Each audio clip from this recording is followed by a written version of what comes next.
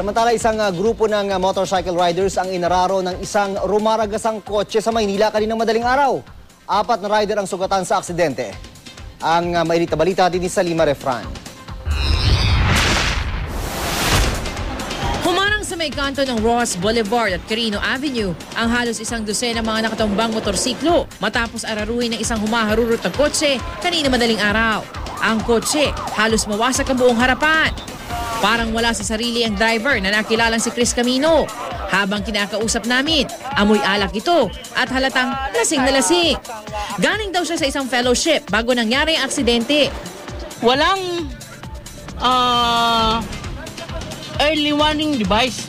Okay. Wala po. So, siyempre, ako po as driver, nagtuloy-tuloy po ako. Yun lang po. Kuya, alamin ko lang, nakainom po kayo? Nakainom? Siguro po. 4 na rider ng motorsiklo ang sugatan sa aksidente. Ayon sa mga saksi, sobrang tulin daw ng takbo ng sasakyan nang banggain ito ang grupo ng mga rider na tatayusan ng marshal sa isang marathon. Nagdi-debriefing kami patungkol doon sa mga ibablock namin mga lugar para sa pagmamarshal namin dahil suki na kami dito sa Ross Boulevard Mamaya-maya bilang lipad na yung mga motorsiklo.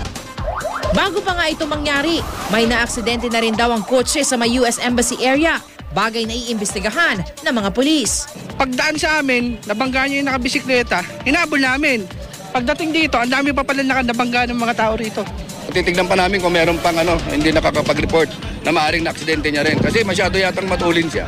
Agad nang dinala sa presinto si Camino bago pa ito balikan ng nagagalit ng mga nabangga niya. Naharap siya sa kasong reckless imprudence resulting to physical injuries and damage to property. Sa Lima Refran, GMA News.